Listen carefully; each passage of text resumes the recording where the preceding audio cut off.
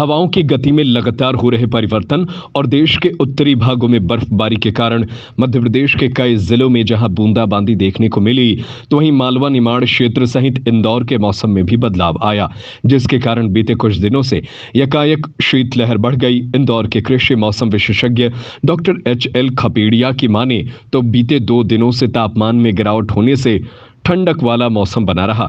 वहीं आने वाले दिनों में तापमान में बढ़त होने के साथ ही गर्मी का एहसास होगा।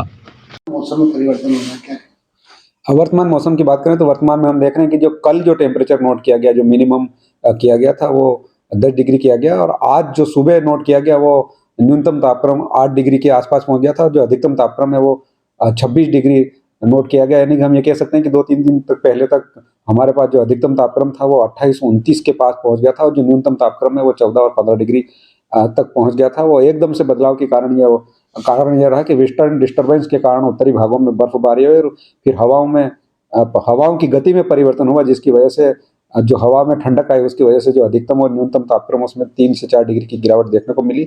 और अगर हम आने वाले दिनों की बात करें तो बस आज के बाद में जो न्यूनतम तापक्रम है वो बढ़कर 12-13 डिग्री रहने की संभावना, और जो अधिकतम तापक्रम है वो भी बढ़कर 27-28 डिग्री के आसपास रहने की संभावना व्यक्त की जाती है। शीतलहर भी चल रही है उसको लेकर। शीतलहर का मेन वजह यह है कि उत्तरी पहाड़ी क्षेत्रों में काफी बर्फबारी हुई, और उसकी वजह से हमको जो हवाएं थी वो उत्तर पूर्वी मिलने लगी। उसकी वजह से ठंडी हवा में नमी आई, उसके कारण हमको शीतलहर देखने को मिली। लेकिन आज के बाद से यह मौसम खुल जाएगा और सामान्य मौसम देखने को मिलेगा। सामान्य मौसम में हम देखते हैं तो 12-13 डिग्री नीचे का टेम्परेचर हो जाएगा, और अधिकतम तापक्रम है वो 28-29 के आसपास फिर से पहुंचने की संभावना। सर, मालवा क्षेत्र के कई इलाकों में अभी कोहरा भी देखने को मिला था कल 1-2 दिन में।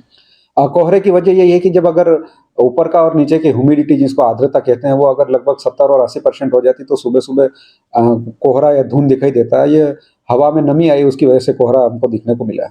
किसी तरह की बूंदाबांदी अगर आने की संभावना है? मालवा और निमाड़ में बूंदाबांदी कहीं देखने को नहीं मिली, पर हमको जो इधर ग्वालियर वाला रीजन है जो दिल्ली से लगा हुआ, वहां हमको बूंदाबांदी भी देखने को मिली और बारिश देखने को मिली। पर अभी आने वाले दिनों में ऐसी कोई संभावना नहीं है।